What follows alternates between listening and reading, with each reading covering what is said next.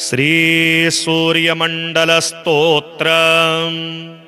नमः सवित्रे जगदेकचक्षुषे जगतः प्रसूते स्थितिनाशहेतवे त्रयीमयाय त्रिगुणात्मधारिणे विरञ्चि नारायण शङ्करात्मने।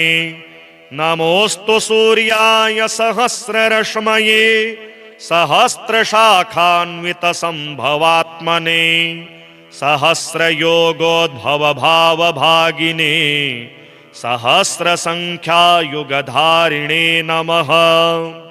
यनमण्डलं दीप्तिकरं विशालं रत्नप्रभं तीव्रमनादिरूपं दारिद्र्यदुःखक्षयकारणं च पुनातु मां तत्सवितुर्वरेण्यं। यनमण्डलं देवगणैः सुपूजितं विप्रैः स्तुतं भावनमुक्तिकोविदं तं देवदेवं प्रणमामि सूर्यं पुनातु मां तत्सवितुर्वरेण्यं।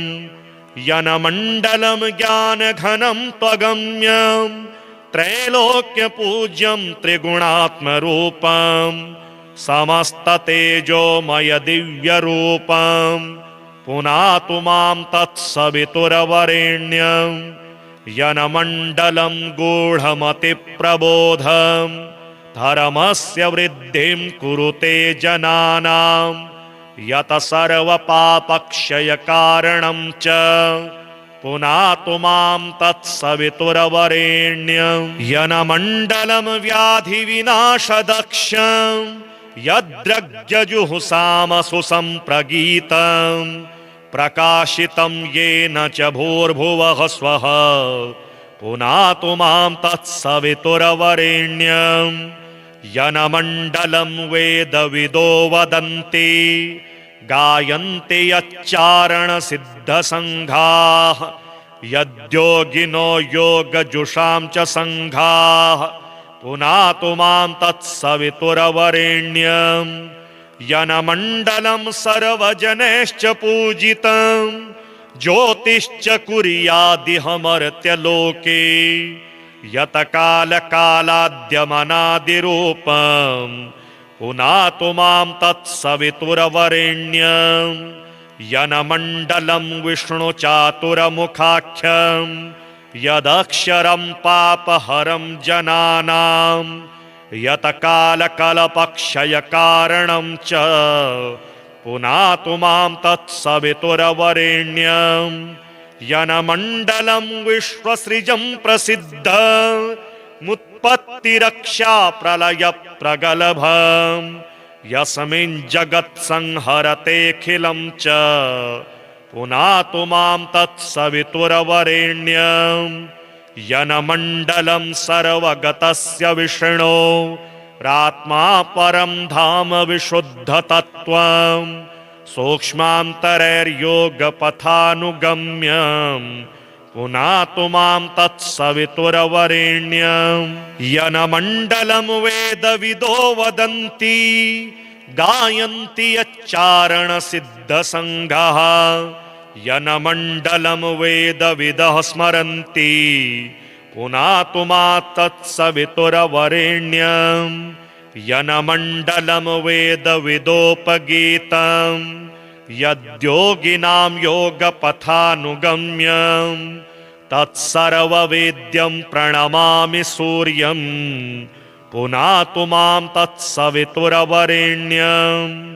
सूर्यमण्डलसुस्तोत्रं यः पठेत् सततं नरः सर्वपापविशुद्धात्मा सूर्यलोके महीयते। श्री सूर्यहृदयस्तोत्रम्।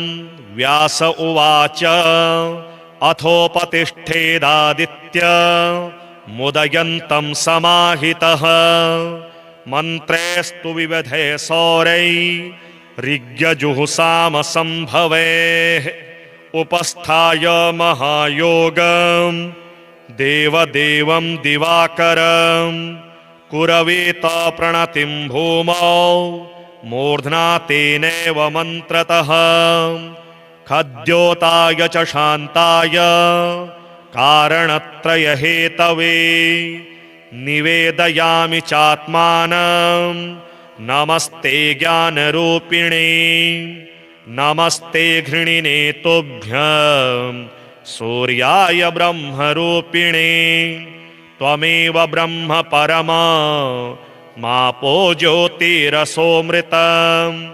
भूर्भुवः स्वस्तमोङ्कारः शर्वरुद्रः सनातनः पुरुषः सनमहोऽन्तस्थं प्रणमामि कपर्दिनं त्वमेव विश्वं बहुधा जातयज्जायते च यत् नमो रुद्राय सूर्याय त्वामहं शरणं गतः प्रचेतसे नमस्तुभ्यं नमो मेढुष्टमायते नमो नमस्ते रुद्राय त्वामहं शरणं गतः हिरण्यबाहवे तुभ्यं हिरण्यपतये नमः अम्बिकापतये तुभ्यं उमायाः पतये नमः नमोऽस्तु नीलग्रीवाय नमस्तुभ्यं पिनाकिने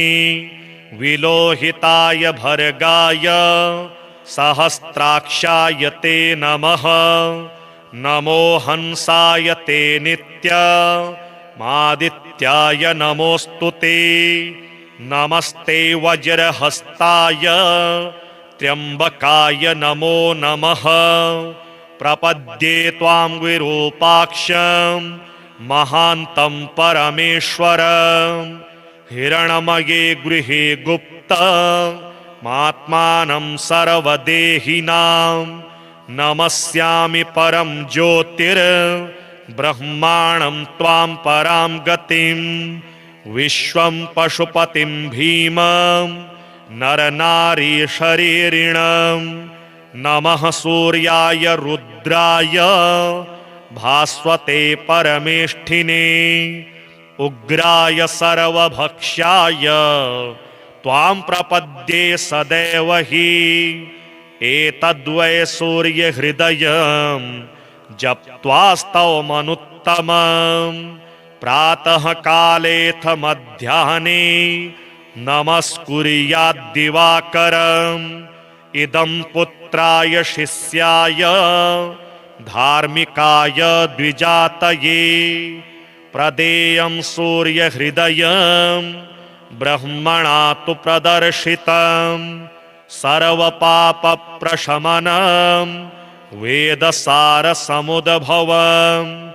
ब्राह्मणानां हितं पुण्यं मृषिसङ्घैर्निषेवितम् अथागम्य गृहं विप्रः समाचम्य यथाविधि प्रज्वाल्य विहिनीं विधिवा जुहुयाज्जातवेदसं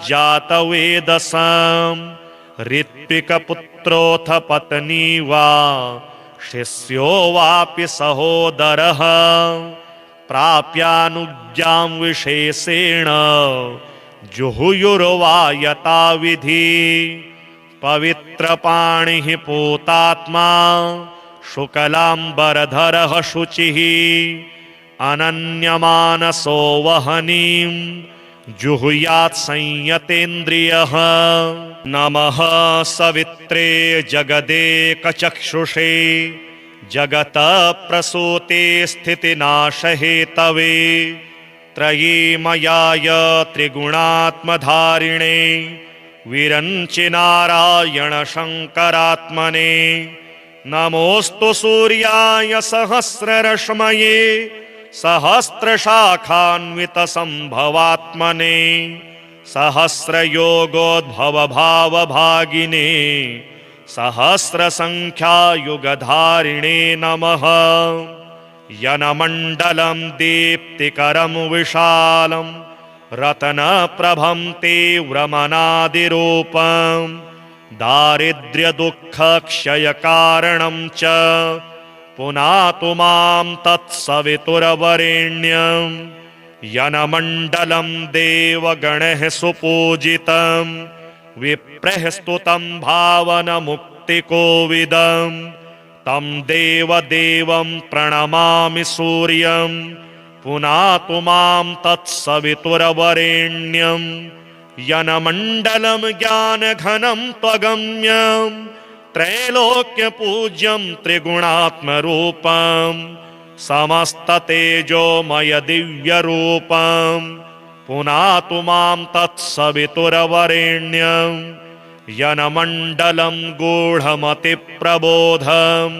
धर्मस्य वृद्धिं कुरुते जनानां यत सर्वपापक्षयकारणं च पुनातु मां तत्सवितुर्वरेण्यं यनमण्डलं व्याधिविनाशदक्षं यद्रग्यजुहुसामसु सम्प्रगीतं प्रकाशितं येन च भूर्भुवः स्वः पुनातु मां तत्सवितुर्वरेण्यं यनमण्डलं वेदविदो वदन्ति गायन्ति यच्चारणसिद्धसङ्घाः यद्योगिनो योगजुषां च सङ्घाः पुनातु मां तत्सवितुर्वरेण्यं यनमण्डलं सर्वजनैश्च पूजितं ज्योतिश्च कुर्यादिहमर्त्यलोके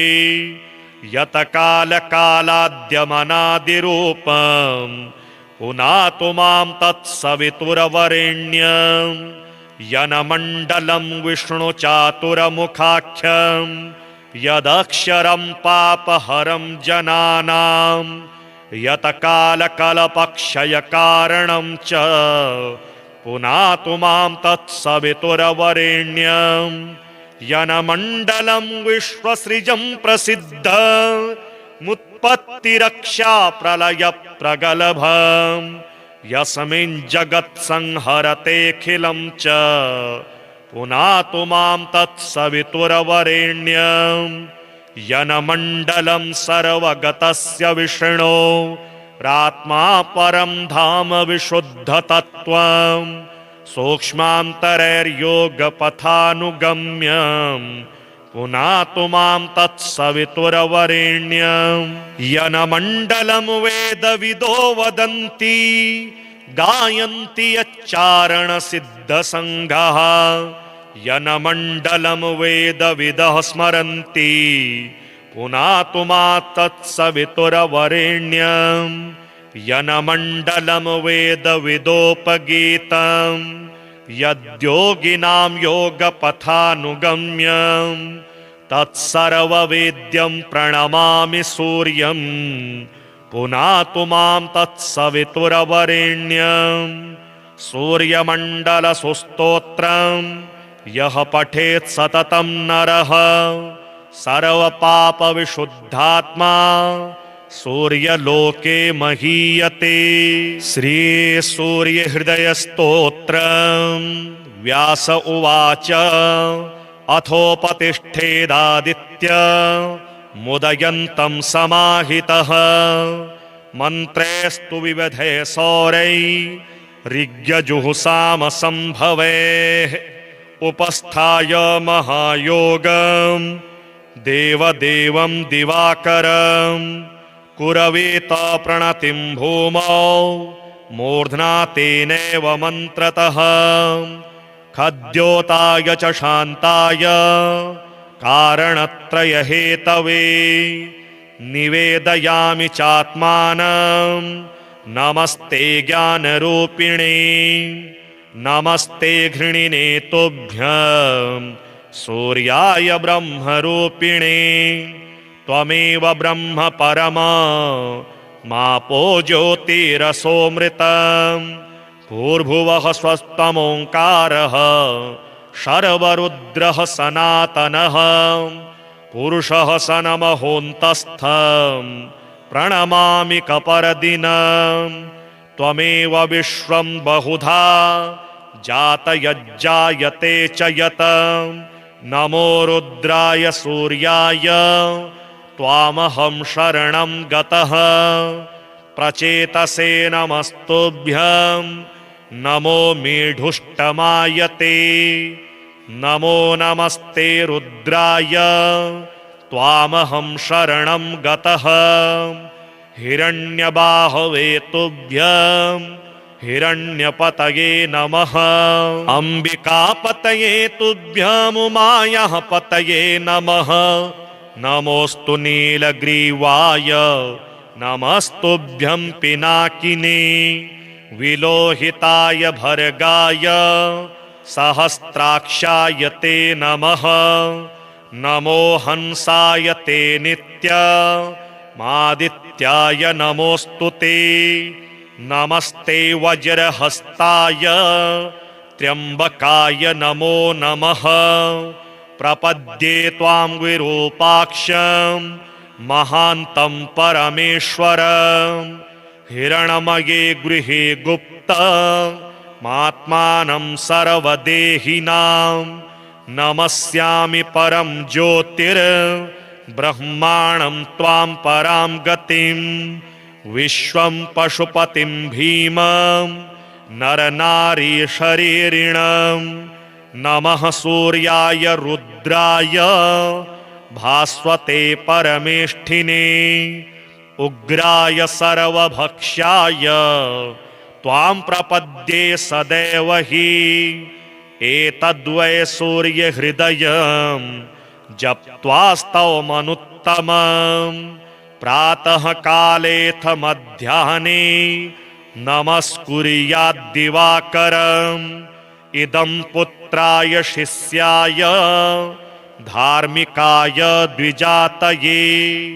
प्रदेयं सूर्यहृदयं ब्रह्मणा तु प्रदर्शितं। सर्वपापप्रशमनं वेदसारसमुद्भवं। ब्राह्मणानां हितं पुण्यं मृषिसङ्घैर्निषेवितम्। अथागम्य गृहं विप्रः समाचम्य यथाविधि।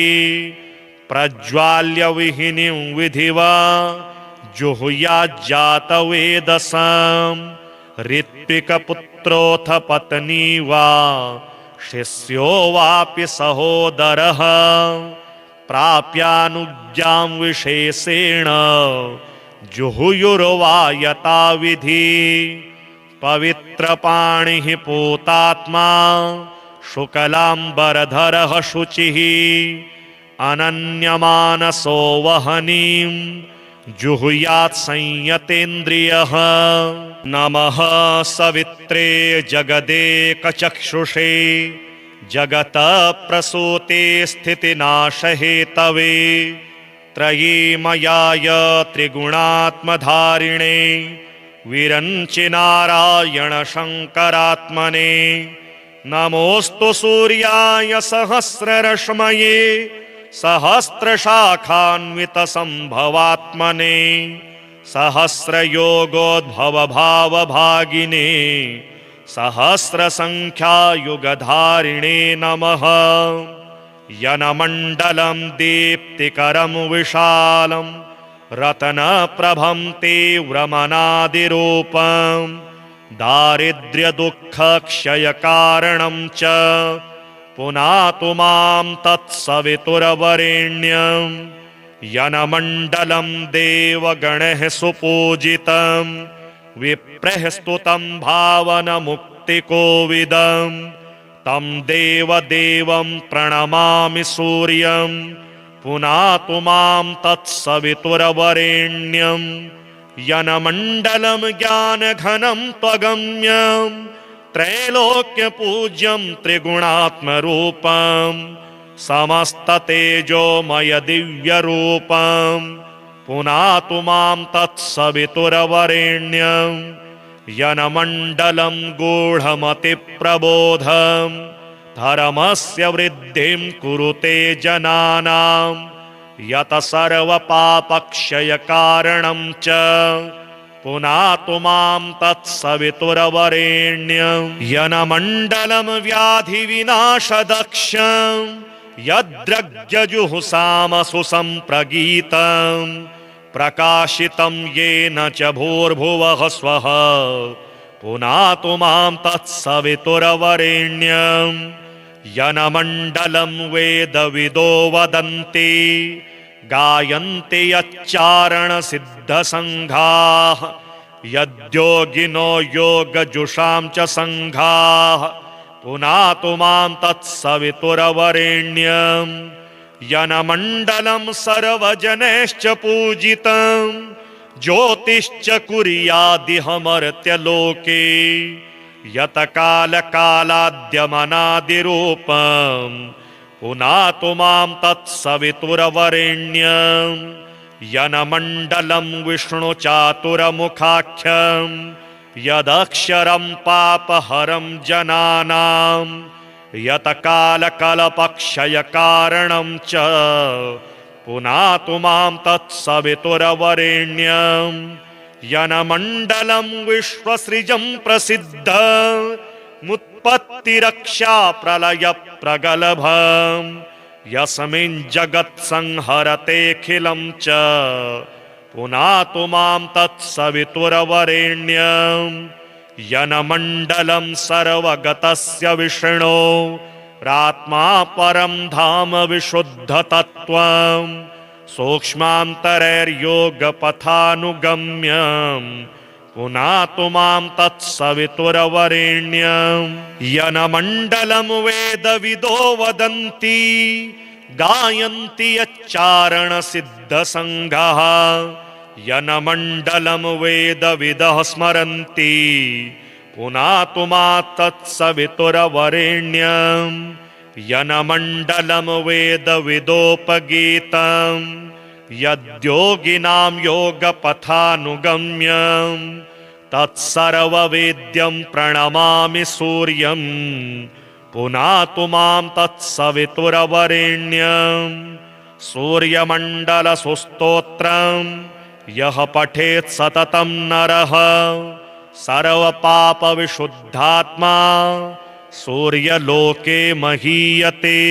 श्री सूर्यहृदयस्तोत्रं व्यास उवाच अथोपतिष्ठेदादित्य मुदयन्तं समाहितः मन्त्रेस्तु विविधे सौरै ऋग्यजुहुसामसम्भवेः उपस्थाय महायोगं देवदेवं दिवाकरं कुरवीत प्रणतिं भूमौ मूर्ध्ना तेनैव मन्त्रतः खद्योताय च शान्ताय कारणत्रयहेतवे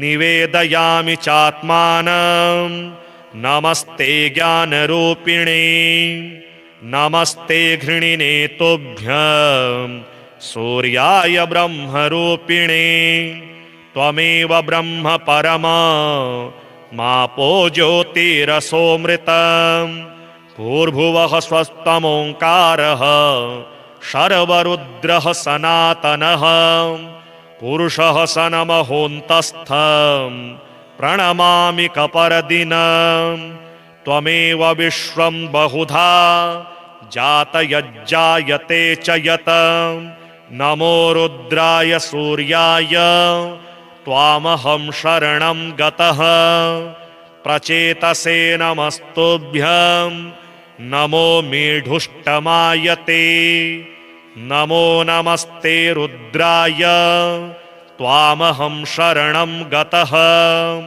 हिरण्यबाहवे तुभ्यं हिरण्यपतये नमः अम्बिकापतये तुभ्यं उमायाः पतये नमः नमोऽस्तु नीलग्रीवाय नमस्तुभ्यं पिनाकिने विलोहिताय भर्गाय सहस्राक्षाय ते नमः नमो हंसाय ते नित्यमादित्याय नमोऽस्तु ते नमस्ते वज्रहस्ताय त्र्यम्बकाय नमो नमः प्रपद्ये त्वां विरूपाक्षं महान्तं परमेश्वरं हिरण्मये गृहे गुप्तमात्मानं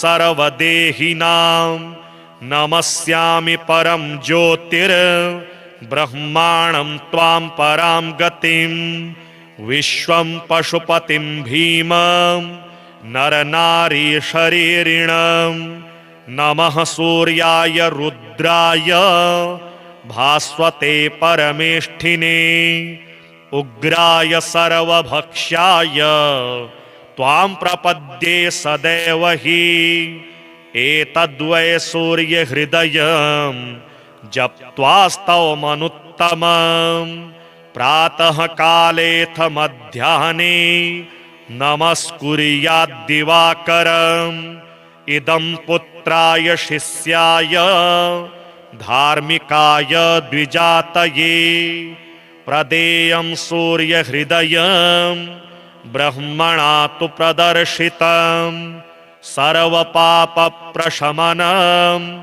वेदसारसमुद्भवं ब्राह्मणानां हितं पुण्यं मृषिसङ्घैर्निषेवितम् अथागम्य गृहं विप्रः समाचम्य यथाविधि प्रज्वाल्य विहिनीं विधिवा जुहुयाज्जातवेदसं ऋत्विकपुत्रोऽथ पत्नी वा शिष्यो वापि सहोदरः प्राप्यानुज्ञां विशेषेण जुहुयुर्वा यथाविधि पवित्रपाणिः पूतात्मा शुक्लाम्बरधरः शुचिः अनन्यमानसो वहनीं जुहुयात् संयतेन्द्रियः नमः सवित्रे जगदेकचक्षुषे जगतः प्रसूते स्थितिनाशहेतवे त्रयीमयाय त्रिगुणात्मधारिणे विरञ्चि नारायण शङ्करात्मने नमोऽस्तु सूर्याय सहस्ररश्मये सहस्रशाखान्वितसम्भवात्मने सहस्रयोगोद्भवभावभागिने सहस्रसङ्ख्यायुगधारिणे नमः यनमण्डलं दीप्तिकरं विशालं रत्नप्रभं तीव्रमनादिरूपं दारिद्र्यदुःखक्षयकारणं च पुनातु मां तत्सवितुर्वरेण्यं यनमण्डलं देवगणैः सुपूजितं विप्रैः स्तुतं भावनमुक्तिकोविदं तं देवदेवं प्रणमामि सूर्यं पुनातु मां तत्सवितुर्वरेण्यं यनमण्डलं ज्ञानघनं त्वगम्यं त्रैलोक्यपूज्यं त्रिगुणात्मरूपं समस्ततेजोमय दिव्यरूपं पुनातु मां तत्सवितुर्वरेण्यं यनमण्डलं गूढमतिप्रबोधं धर्मस्य वृद्धिं कुरुते जनानां यत सर्वपापक्षयकारणं च पुनातु मां तत्सवितुर्वरेण्यं यनमण्डलं व्याधिविनाशदक्षं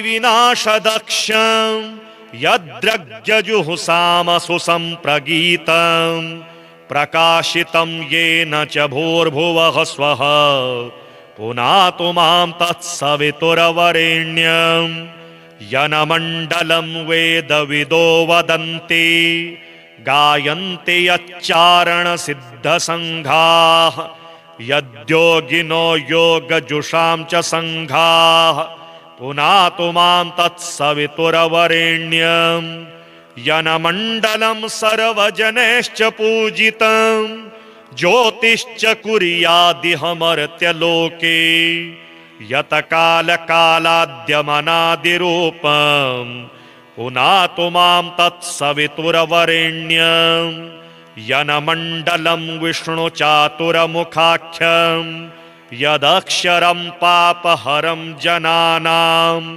यतकालकल्पक्षयकारणं च पुनातु मां तत्सवितुर्वरेण्यं यनमण्डलं विश्वसृजं प्रसिद्धमुत्पत्तिरक्षा प्रलयप्रगलभं यस्मिन् जगत्संहरतेऽखिलं च पुनातु मां तत्सवितुर्वरेण्यं यनमण्डलं सर्वगतस्य विष्णो रात्मा परं धाम विशुद्धतत्त्वं सूक्ष्मान्तरैर्योगपथानुगम्यम् पुनातु मां तत्सवितुर्वरेण्यम् यनमण्डलं वेदविदो वदन्ति गायन्ति यच्चारणसिद्धसङ्घः यनमण्डलं वेदविदः स्मरन्ति पुनातु मां तत्सवितुर्वरेण्यम् यनमण्डलं वेदविदोपगीतं यद्योगिनां योगपथानुगम्यं तत्सर्ववेद्यं प्रणमामि सूर्यं पुनातु मां तत्सवितुर्वरेण्यं सूर्यमण्डलसुस्तोत्रं यः पठेत् सततं नरः सर्वपापविशुद्धात्मा सूर्यलोके महीयते। श्री सूर्यहृदयस्तोत्रम् व्यास उवाच अथोपतिष्ठेदादित्य मुदयन्तं समाहितः मन्त्रेस्तु विविधे सौरै ऋग्यजुहुसामसम्भवेः उपस्थाय महायोगम् देवदेवं दिवाकरम् कुरवीत प्रणतिं भूमौ मूर्ध्ना तेनैव मन्त्रतः खद्योताय च शान्ताय कारणत्रयहेतवे निवेदयामि चात्मानं नमस्ते ज्ञानरूपिणे नमस्ते घृणिने तुभ्यं सूर्याय ब्रह्मरूपिणे त्वमेव ब्रह्म परमा मापो ज्योतिरसोऽमृतम् भूर्भुवः स्वस्त्वमोङ्कारः शर्वरुद्रः सनातनः पुरुषः सनमहोऽन्तस्थं प्रणमामि कपर्दिनम् त्वमेव विश्वं बहुधा जातयज्जायते च यत् नमो रुद्राय सूर्याय त्वामहं शरणं गतः प्रचेतसे नमस्तुभ्यं नमो मेढुष्टमायते नमो नमस्ते रुद्राय त्वामहं शरणं गतः हिरण्यबाहवे तुभ्यं हिरण्यपतये नमः अम्बिकापतये तुभ्यं उमायाः पतये नमः नमोऽस्तु नीलग्रीवाय नमस्तुभ्यं पिनाकिने विलोहिताय भर्गाय सहस्राक्षाय ते नमः नमो हंसाय ते नित्यमादित्याय नमोऽस्तु ते नमस्ते वज्रहस्ताय त्र्यम्बकाय नमो नमः प्रपद्ये त्वां विरूपाक्षं महान्तं परमेश्वरं हिरण्मये गृहे गुप्तमात्मानं सर्वदेहिनां नमस्यामि परं ज्योतिर्ब्रह्माणं त्वां परां गतिं विश्वं पशुपतिं भीमं नरनारी शरीरिणं नमः सूर्याय रुद्राय भास्वते परमेष्ठिने उग्राय सर्वभक्ष्याय त्वां प्रपद्ये सदैव हि एतद्वै सूर्यहृदयं जप्त्वास्तवमनुत्तमं प्रातः कालेऽथ मध्याह्ने नमस्कुर्याद्दिवाकरम् इदं पुत्राय शिष्याय धार्मिकाय द्विजातये प्रदेयं सूर्यहृदयं ब्रह्मणा तु प्रदर्शितं सर्वपापप्रशमनं वेदसारसमुद्भवं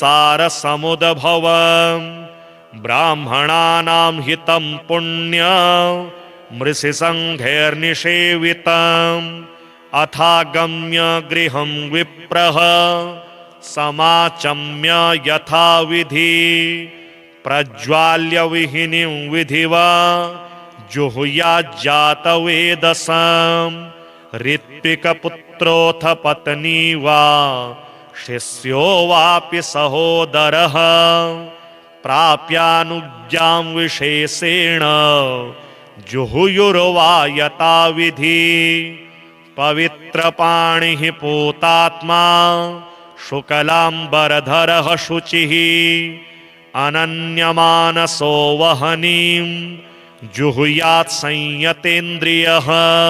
नमः सवित्रे जगदेकचक्षुषे जगतः प्रसूते स्थितिनाशहेतवे त्रयीमयाय त्रिगुणात्मधारिणे विरञ्चि नारायण शङ्करात्मने नमोऽस्तु सूर्याय सहस्ररश्मये सहस्रशाखान्वितसम्भवात्मने सहस्रयोगोद्भवभावभागिने सहस्रसङ्ख्यायुगधारिणे नमः। यनमण्डलं दीप्तिकरं विशालं रत्नप्रभं तीव्रमनादिरूपं दारिद्र्यदुःखक्षयकारणं च पुनातु मां तत्सवितुर्वरेण्यं। यनमण्डलं देवगणैः सुपूजितं विप्रैः स्तुतं भावनमुक्तिकोविदं तं देवदेवं प्रणमामि सूर्यं पुनातु मां तत्सवितुर्वरेण्यं। यनमण्डलं ज्ञानघनं त्वगम्यं त्रैलोक्यपूज्यं त्रिगुणात्मरूपं समस्ततेजोमय दिव्यरूपं पुनातु मां तत्सवितुर्वरेण्यं। यनमण्डलं गूढमतिप्रबोधं धर्मस्य वृद्धिं कुरुते जनानां यत सर्वपापक्षयकारणं च पुनातु मां तत्सवितुर्वरेण्यं। यनमण्डलं व्याधिविनाशदक्षं यद्रग्यजुहुसामसु सम्प्रगीतं प्रकाशितं येन च भूर्भुवः स्वः पुनातु मां तत्सवितुर्वरेण्यं। यनमण्डलं वेदविदो वदन्ति गायन्ति यच्चारणसिद्धसङ्घाः यद्योगिनो योगजुषां च सङ्घाः पुनातु मां तत्सवितुर्वरेण्यं। यनमण्डलं सर्वजनैश्च पूजितं ज्योतिश्च कुर्यादिहमर्त्यलोके यतकालकालाद्यमनादिरूपं पुनातु मां तत्सवितुर्वरेण्यं। यनमण्डलं विष्णुचातुरमुखाख्यं यदक्षरं पापहरं जनानां यतकालकल्पक्षयकारणं च पुनातु मां तत्सवितुर्वरेण्यं। यनमण्डलं विश्वसृजं प्रसिद्धमुत्पत्तिरक्षा प्रलयप्रगल्भं यस्मिन् जगत्संहरतेऽखिलं च पुनातु मां तत्सवितुर्वरेण्यं। यनमण्डलं सर्वगतस्य विष्णो रात्मा परं धाम विशुद्धतत्त्वं सूक्ष्मान्तरैर्योगपथानुगम्यं पुनातु मां तत्सवितुर्वरेण्यं। यनमण्डलं वेदविदो वदन्ति गायन्ति यच्चारणसिद्धसङ्घाः यनमण्डलं वेदविदः स्मरन्ति पुनातु मां तत्सवितुर्वरेण्यं। यनमण्डलं वेदविदोपगीतं यद्योगिनां योगपथानुगम्यं तत्सर्ववेद्यं प्रणमामि सूर्यं पुनातु मां तत्सवितुर्वरेण्यं। सूर्यमण्डलसुस्तोत्रं यः पठेत् सततं नरः सर्वपापविशुद्धात्मा सूर्यलोके महीयते। श्रीसूर्यहृदयस्तोत्रम्। व्यास उवाच अथोपतिष्ठेदादित्य मुदयन्तं समाहितः मन्त्रेस्तु विविधे सौरै ऋग्यजुहुसामसम्भवेः उपस्थाय महायोगम् देवदेवं दिवाकरं कुरवीत प्रणतिं भूमौ मूर्ध्ना तेनैव मन्त्रतः खद्योताय च शान्ताय कारणत्रयहेतवे निवेदयामि चात्मानं नमस्ते ज्ञानरूपिणे नमस्ते घृणिने तुभ्यं सूर्याय ब्रह्मरूपिणे त्वमेव ब्रह्म परमापो ज्योतिरसोऽमृतम् भूर्भुवः स्वस्तमोङ्कारः शर्वरुद्रः सनातनः पुरुषः सनमहोऽन्तस्थं प्रणमामि कपर्दिनं त्वमेव विश्वं बहुधा जातयज्जायते च यत् नमो रुद्राय सूर्याय त्वामहं शरणं गतः प्रचेतसे नमस्तुभ्यं नमो मेढुष्टमायते नमो नमस्ते रुद्राय त्वामहं शरणं गतः हिरण्यबाहवे तुभ्यं हिरण्यपतये नमः अम्बिकापतये तुभ्यं उमायाः पतये नमः नमोऽस्तु नीलग्रीवाय नमस्तुभ्यं पिनाकिने विलोहिताय भर्गाय सहस्राक्षाय ते नमः नमो हंसाय ते नित्यमादित्याय नमोऽस्तु ते नमस्ते वज्रहस्ताय त्र्यम्बकाय नमो नमः प्रपद्ये त्वां विरूपाक्षं महान्तं परमेश्वरं हिरणमये गृहे गुप्तमात्मानं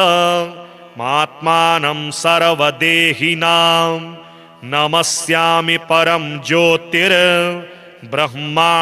त्वां परां गतिं विश्वं पशुपतिं भीमं नरनारी शरीरिणं नमः सूर्याय रुद्राय भास्वते परमेष्ठिने उग्राय सर्वभक्ष्याय त्वां प्रपद्ये सदैव हि एतद्वै सूर्यहृदयं जप्त्वास्तवमनुत्तमं प्रातः कालेऽथ मध्याह्ने नमस्कुर्याद्दिवाकरम् इदं पुत्राय शिष्याय धार्मिकाय द्विजातये प्रदेयं सूर्यहृदयं ब्रह्मणा तु प्रदर्शितं सर्वपापप्रशमनं वेदसारसमुद्भवं ब्राह्मणानां हितं पुण्यं मृषिसङ्घैर्निषेवितम् अथागम्य गृहं विप्रः समाचम्य यथाविधि प्रज्वाल्य विहिनीं विधिवा जुहुयाज्जातवेदसं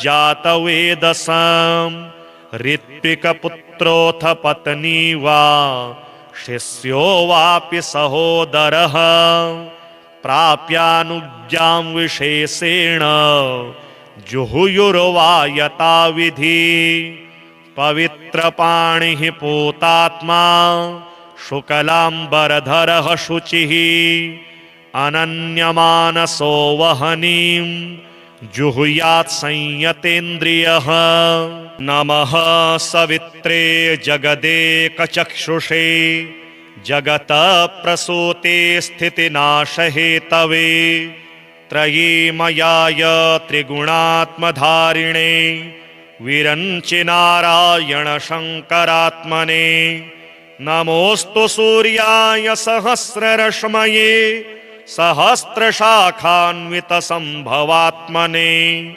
सहस्रयोगोद्भवभावभागिने सहस्रसङ्ख्यायुगधारिणे नमः। यनमण्डलं दीप्तिकरं विशालं रत्नप्रभं तीव्रमनादिरूपं दारिद्र्यदुःखक्षयकारणं च पुनातु मां तत्सवितुर्वरेण्यं। यनमण्डलं देवगणैः सुपूजितं विप्रैः स्तुतं भावनमुक्तिकोविदं तं देवदेवं प्रणमामि सूर्यं पुनातु मां तत्सवितुर्वरेण्यं। यनमण्डलं ज्ञानघनं त्वगम्यं त्रैलोक्यपूज्यं त्रिगुणात्मरूपं समस्ततेजोमय दिव्यरूपं पुनातु मां तत्सवितुर्वरेण्यं। यनमण्डलं गूढमतिप्रबोधं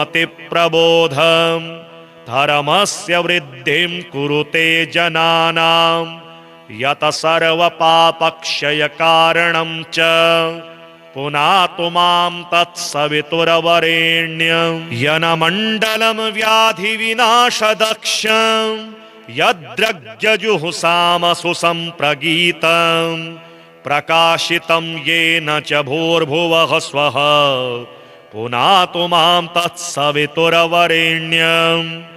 यनमण्डलं वेदविदो वदन्ति गायन्ति यच्चारणसिद्धसङ्घाः यद्योगिनो योगजुषां च सङ्घाः पुनातु मां तत्सवितुर्वरेण्यं। यनमण्डलं सर्वजनैश्च पूजितं ज्योतिश्च कुर्यादिहमर्त्यलोके यतकालकालाद्यमनादिरूपं पुनातु मां तत्सवितुर्वरेण्यं।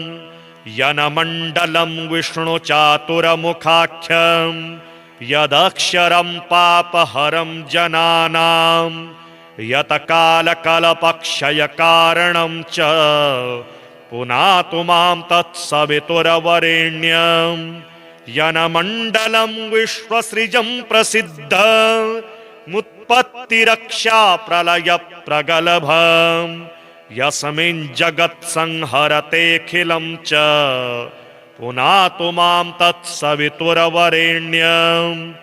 यनमण्डलं सर्वगतस्य विष्णो रात्मा परं धाम विशुद्धतत्त्वं सूक्ष्मान्तरैर्योगपथानुगम्यं पुनातु मां तत्सवितुर्वरेण्यं। यनमण्डलं वेदविदो वदन्ति गायन्ति यच्चारणसिद्धसङ्घाः यनमण्डलं वेदविदः स्मरन्ति पुनातु मां तत्सवितुर्वरेण्यं। यनमण्डलं वेदविदोपगीतं यद्योगिनां योगपथानुगम्यं तत्सर्ववेद्यं प्रणमामि सूर्यं पुनातु मां तत्सवितुर्वरेण्यं। सूर्यमण्डलसुस्तोत्रं यः पठेत् सततं नरः सर्वपापविशुद्धात्मा सूर्यलोके महीयते।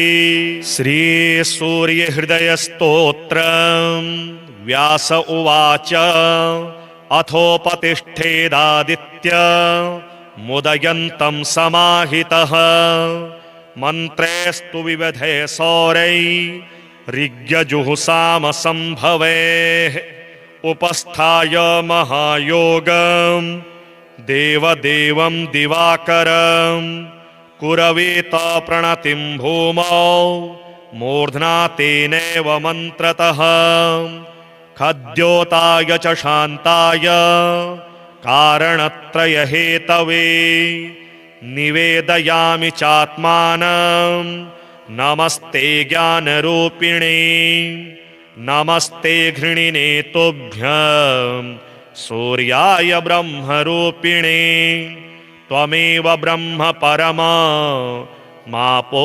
ज्योतिरसोऽमृतं भूर्भुवः स्वस्त्वमोङ्कारः शर्वरुद्रः सनातनः पुरुषः स नमहोऽन्तस्थं प्रणमामि कपर्दिनम् त्वमेव विश्वं बहुधा जातयज्जायते च यत् नमो रुद्राय सूर्याय त्वामहं शरणं गतः प्रचेतसे नमस्तुभ्यं नमो मेढुष्टमायते नमो नमस्ते रुद्राय त्वामहं शरणं गतः हिरण्यबाहवे तुभ्यं हिरण्यपतये नमः अम्बिकापतये तुभ्यं उमायाः पतये नमः नमोऽस्तु नीलग्रीवाय नमस्तुभ्यं पिनाकिने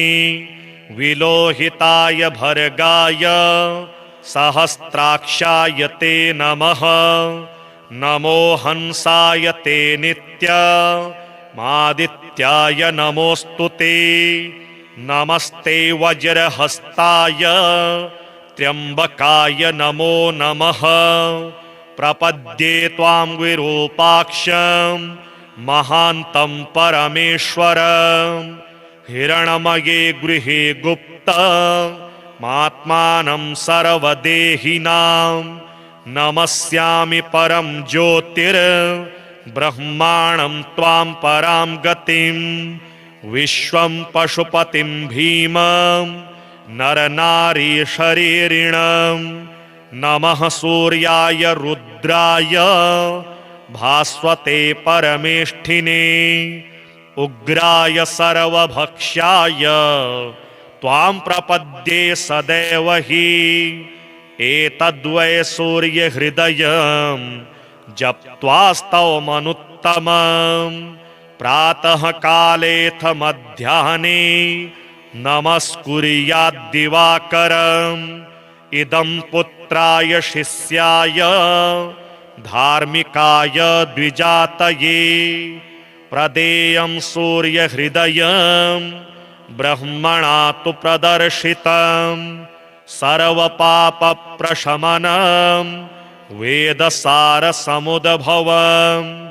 ब्राह्मणानां हितं पुण्यं मृषिसङ्घैर्निषेवितम् अथागम्य गृहं विप्रः समाचम्य यथाविधि प्रज्वाल्य विहिनीं विधिवा जुहुयाज्जातवेदसं ऋत्विकपुत्रोऽथ पत्नी वा शिष्यो वापि सहोदरः प्राप्यानुज्ञां विशेषेण जुहुयुर्वा यथाविधि पवित्रपाणिः पूतात्मा शुक्लाम्बरधरः शुचिः अनन्यमानसो वहनीं जुहुयात् संयतेन्द्रियः।